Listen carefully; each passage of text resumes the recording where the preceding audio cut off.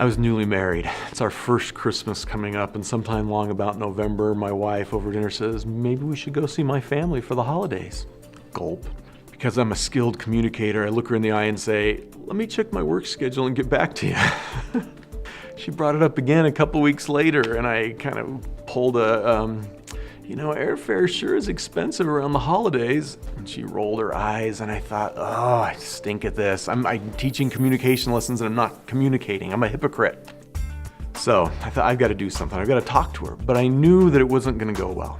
I just knew that my heart wasn't right. So what I did is I took a piece of paper, and on one side, I wrote down all the things that I wanted. I wanted to be home for the holidays. I wanted to spend time with my wife. And I want to set up our own traditions as a family. I don't want to get in the rut of, oh, it's the year for my family and it's the year for your family. It's like, what about our family? What about our traditions? I want to spend time together. So I wrote that all down on one side. Now, is it wrong for me to want those things? No, there's nothing wrong with wanting those things.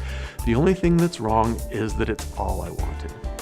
So then on the other side of the column, under my wife's name, I started to think of things that she wanted and that I wanted for her. And I didn't just write down whatever I thought of. I would only write it down once I really felt it inside. And then I felt like I was ready to talk to her. It went something like this. I said, I am sorry.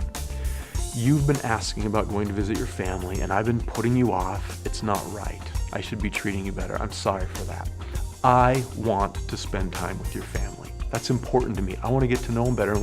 And when our kids come along, I want them to know their grandparents. In fact, I would like you to spend more time with your family now than you were able to when you're single. That would make me happy. I also want for us to be able to spend our time together. And I think the holidays are an important time to do that, so we can set our own traditions and be home together and not get in a my year, your year rut. Nervous, waiting to see the response. She relaxes and she says, actually, I don't want to go see my family anyway. I was dumbstruck. I said, what do you mean you've been pushing for it? Her answer changed my life. She said, I had to push for it because you were pushing against it. I hadn't pushed against it. I'd just been stalling for time.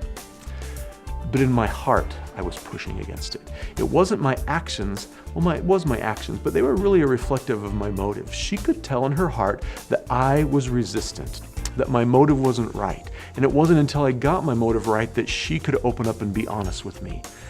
All comes down to a little balance. When our motives are selfish, people are resistant. But when we balance what we want with what other people want, they're naturally more open.